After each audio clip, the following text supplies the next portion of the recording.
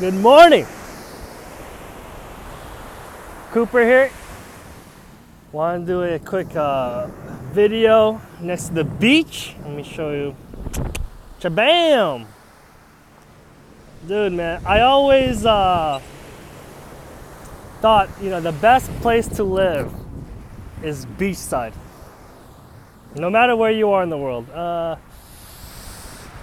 take it back. Some places in the world. Best place. It's always a debate of mine. Either live next to the beach or deep within the city, like downtown LA. But I think the beach has its edge. It has its moment. It has its moments. Damn, my hair.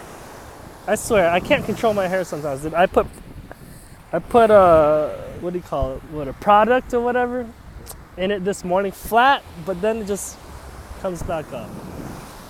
So, what I want to talk about right now, it's a good metaphor. Beach, the waves, the ocean, good metaphor in a lot of things. I never really understood why people surf, and there's a lot of surfers over here. But it's a strong metaphor for kind of achieving your goals. Okay, hear me out. So as a surfer, right? I don't surf. I actually don't know why I haven't taken up surfing.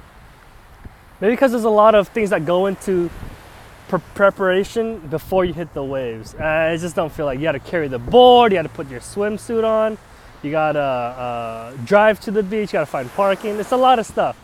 But I get the metaphor. Okay, let me see if I can get the surfers in the background. Right? Yeah, I gotta. Literally, it feels like an animal on my head sometimes. So far back there, right? So the metaphor I have is as you swim, to catch that perfect wave. I think that's what every surfer wants, to catch that perfect wave, and just riding that wave for however many seconds. But that perfect wave makes up for all the crappy waves or waiting for a wave, being patient to catch that perfect wave where you're in that zone of surfing. And to apply this to kind of goals and stuff that you want to do. Excuse the hair, dude. What the fuck? I think when it's blonde, it makes your messy hair stand out even more. Whatever. It makes a good metaphor for if you have somewhere you want to go, right? You have to keep going back into the deep parts of the ocean.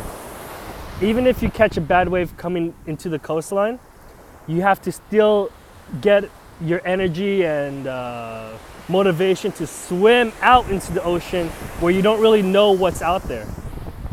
So you're on your board swimming, right? Back, you get a wave back. You catch a wave back. And you got to swim back, catch a wave back, and it might not be the best wave for you, but you keep going back and forth, back and forth, back and forth. You might even swim like maybe 100 times before you catch that one wave, right? But once you catch that wave, you're in. You've done it. So in a way that applies to comedy, to myself, is you keep going out there. You keep going out. You keep seeing. You keep checking in.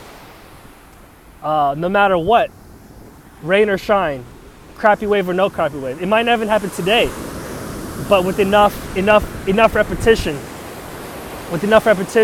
you start seeing. You start being in the right position to catch that beautiful wave where I feel like it's like bliss. And I feel like I try to do that. And isn't that a perfect metaphor? Because it really doesn't make sense to be in the ocean and try to catch a wave. It doesn't really make sense practically. Like, you're wet, it's cold, you're just sitting there, you don't know if there's sharks, sometimes there's rocks and it fucks up your board and there's too many people, this and that. But you keep going out. And you sit and wait because you're in position. You're just showing up, right? And then once that wave comes, all the things kind of line up, all the elements, the wind, no one's really there. You're ready with your skills to ride the wave, and then you catch it. And I guess it's equivalent to the video I had before with the emotions, of maximizing your emotions of like laughter and happiness, right? And all the negative emotions of the negative thoughts of the day, whatever enters your mind goes away. So in a way, it's like poetry where all the things line up and summarizes into a few short words, and it kind of captures everything in one motion of the wave. That's my breakdown. I don't even know if that even makes sense, and I feel like it does in my head. Where when you catch that wave, everything kind of disappears, and you're in the moment. And that's another thing. Being in the moment, you have to be connected with the wave, with the ocean, because not only it can kill you, it can kill you. These oceans, let me show you how powerful these are. These oceans can destroy islands, can destroy lives, right? If the moon is a little bit closer, the tide rises and it pushes everything into the city. So in a way, there's a respect. There's a respect with the game, with the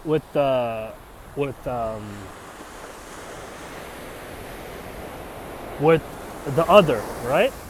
There's a level of respect that you respect it and it'll respect you. And that's what I love the most about it.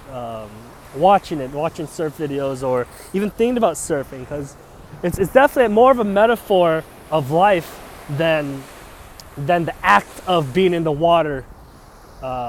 Even though it feels great, I love the water actually. I love winter, I love the snow. I just love different kinds of environments, right? And it's uncomfortable. Like a lot of these guys, they weren't comfortable with it starting out, you know, but they've showed up. They're in position to grab the best wave. So I might pick up surfing one day. It's just, you know, I don't want to deal with the sand. I hear these surfers get territorial. Like this is actually a nice. Actually, I think it's one of the best surfing spots, but it's not publicized, because you know if you have too many surfers, it actually ruins the whole experience. So there's a fine line. Actually, quick side note: I was looking at places for vacation, right? And there's trends. It's actually like waves, right? Like speaking of waves, like waves of hot spots to go to around the world, and I think one of them was like Bora Bora. What do you call it? That place near South America.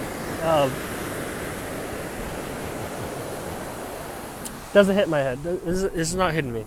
But there's a point where in the beginning stages, it's the most beautiful place in the world. But then once word spreads, especially with social media and people taking pictures and tagging locations, a lot of people start swarming in, and it becomes oversaturated. And then it ruins the whole experience. So then, once that happens, you know, the prices go way up. It's hard to book rooms and everything. So then it kind of defeats the purpose of going there. And then business goes down, right? And then there's a next wave of a new location, maybe Thailand or something, where it becomes a whole new destination and experience that's kind of like exclusive, but open to the public, if that makes sense. And why did I bring that shit up? I don't know. It's just on my mind. So back to the surfing, how that applies to me. It's very. It's almost like it's magical, because you don't learn about this. You kind of learn it only by experience. Man, some of these waves are just breathtaking, dude. Like, I can't even speak. Like, there's some big waves, and you kind of feel you feel the force. You feel the force of nature when you're right here. I actually had a time when I was a day trader for a bit, and I would work at 5 a.m. 5 a.m. I'll get everything ready because there's you basically work off the New York Stock Exchange.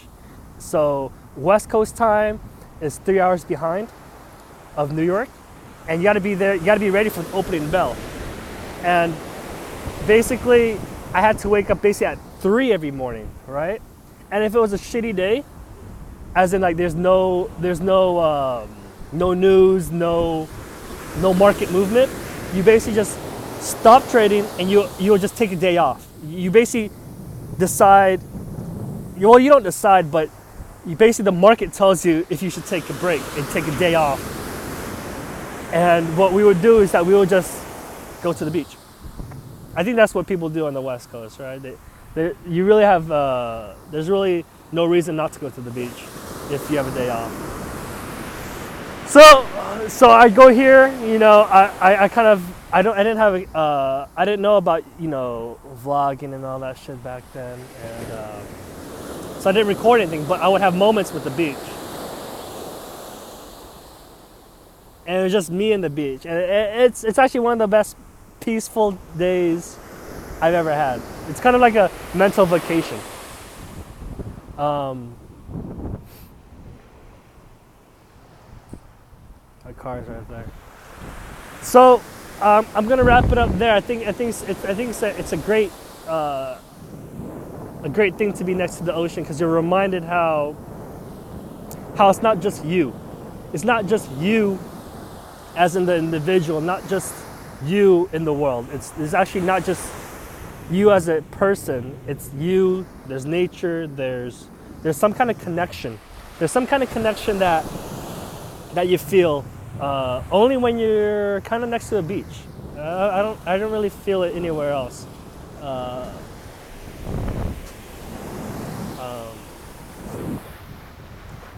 don't know. And what's crazy is that it's free. Like there should be like an entrance fee for this kind of shit. But anybody can go to it. I can feel, I don't know why there's no more homeless people in this area, dude. Like, there's homeless people in the city, but to see this every day, there's something to say, man. It's pretty powerful. I love it actually. Other than that, that's all I wanted to share today. Thanks for watching, and on to the next one, right? So have a great day, guys. Peace.